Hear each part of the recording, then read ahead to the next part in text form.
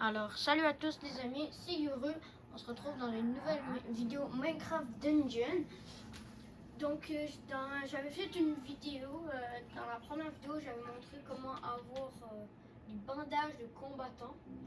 Mais aujourd'hui, dans cette vidéo, je vais vous montrer comment bien choisir ses enchantements sur ses armures, ses arcs, sur ses épées, sur ses armes de mêlée. Et je vais vous montrer aussi comment bien choisir une bonne armure quand vous jouez en solo. Il y a beaucoup de gens qui me disent, comme par exemple, je vais dire ça, l'armure tout en métal mais est bonne, il y a, elle attend beaucoup de dégâts, comme par exemple 30% de chance d'annuler les dégâts, réduction de chance, 35% de chance d'annuler les dégâts, mais le temps de la roulade est plus, le temps de recharge de la roulade est plus long un peu. Puis ça augmente, quand il est unique, ça augmente les dégâts au corps à corps de 30%.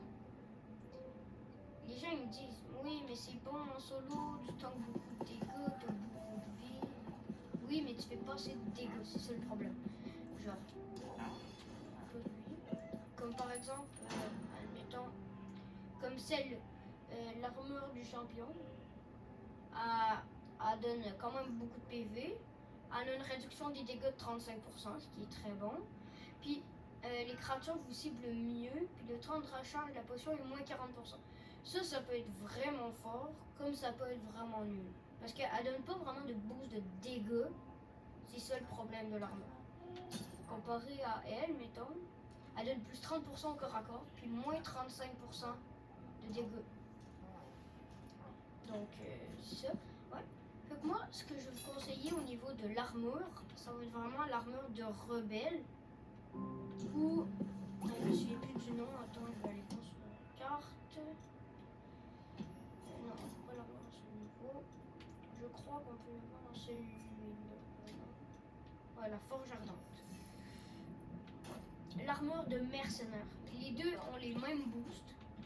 C'est, en fait, ils vont venir à l'armure de rebelle. En fait, l'armure de rebelle, elle vient, quand elle est unique, elle va venir donner plus 25% de vitesse d'attaque au corps à corps. Puis la réduction des dégâts de 35%, puis aura de boost de dégâts des armes de 20%. Ça veut dire que, mettons tu joues en duo, ou même tu joues en solo, toi et tes coéquipiers, ou juste même si tu es tout seul, tout le monde va gagner 20% de dégâts de plus sur les armes de mêlée, qui est extrêmement fort. Surtout quand tu joues des bandages de combattants avec ça, c'est juste littéralement broken. Okay. Ensuite, on va passer aux enchantements.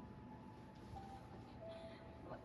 Donc, les enchantements, c'est très important sur sur toutes les armes du jeu quand vous les jouez, à part les grosses armes de tank, genre les voleurs de cœur, les clémores, les encres, même si c'est vraiment mauvais. Il faudrait toujours que vous ayez un enchantement flamboyance. Partout, flamboyance, c'est juste trop fort.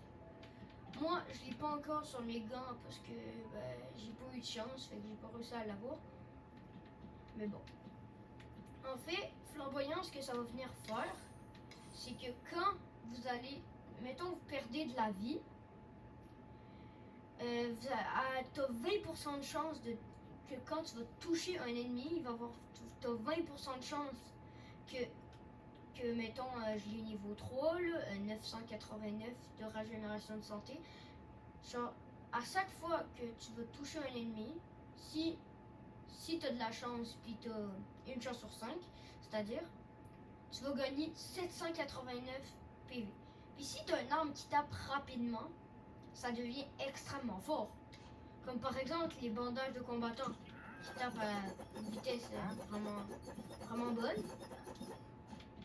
Avec flamboyance, ça devient littéralement trop fort. C'est juste trop fort. Tu ne peux rien faire.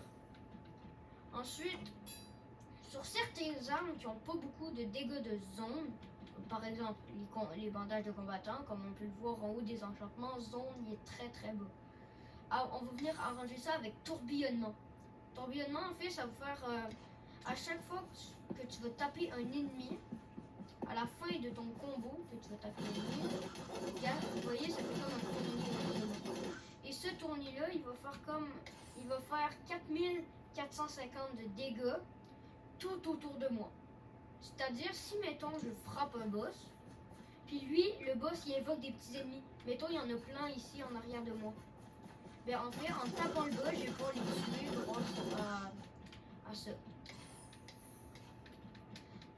Ensuite, pour les armes, vous avez aussi les enchantements. Faut que je les trouve. Attendez un peu. Juste ici. Critique. Coup critique, c'est très fort. Mais ça a 20% de chance de se déclencher, 1,5% de chance, mais ça triple vos dégâts. C'est juste extrêmement fort. Comme ici, 6000. Et quand tu tapes extrêmement vite, 20%, là, ça s'active souvent, très souvent.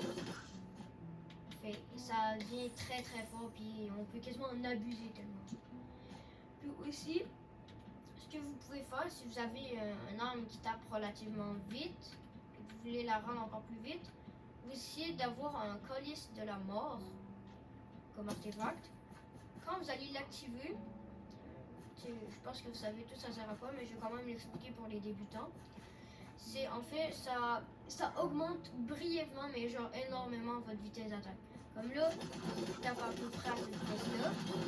Quand je l'active, on voit, comme on peut le voir à gauche de mon écran, j'ai fait 30 fois tourbillonnement en même pas 10 secondes. C'est juste n'importe quoi. Donc c'est vraiment fort. Puis moi, mais plus ton calice de la mort est haut level, plus de temps qu'il va durer. Comme moi, il dure 14,3 secondes. Et si j'en ai un niveau 15, il va durer peut-être 5 secondes environ. Donc ouais. Ensuite, j'ai pas mal fait le tour des armes au corps à corps. Ensuite, je vais y aller avec les arcs. Les arcs puis les arbalètes, mais j'en ai pas beaucoup des arcs puis des arbalètes, mais vraiment pas beaucoup. Mon arc préféré, moi, c'est vraiment la menace verte. C'est juste vraiment fort. De base, c'est, je pense, c'est un arc de chasse. Juste qu'il a été unique, fait que ça l'a rendu comme ça. Donc, ce qui est cool avec lui, c'est que quand il est unique, il génère des nuages empoisonnés. Comme attendez, je vais aller sur lui.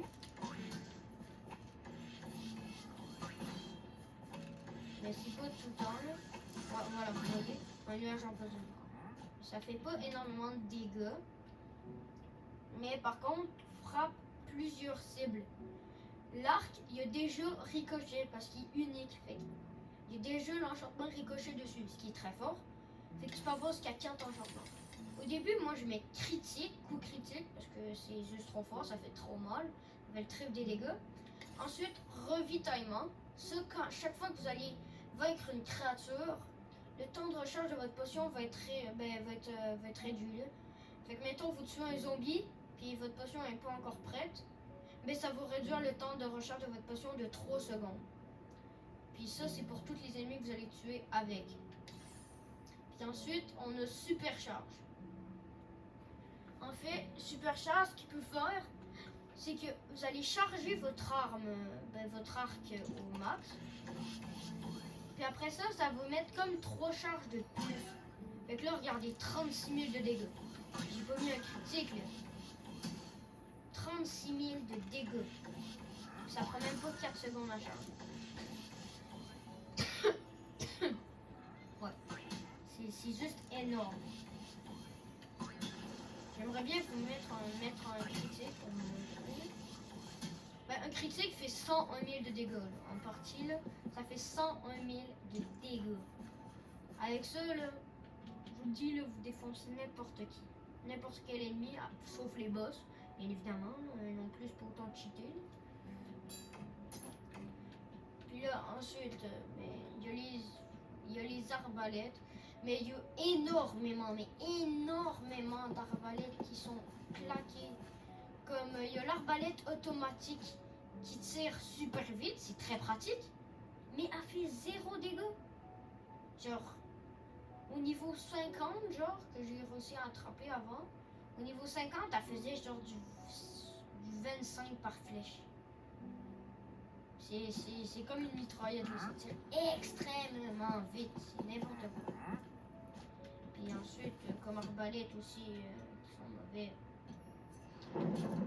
Puis l'arbalète lourde, puis l'arbalète des hommes. Mais l'arbalète des hommes, ça peut aller si vous avez un stuff des hommes, comme par exemple avec...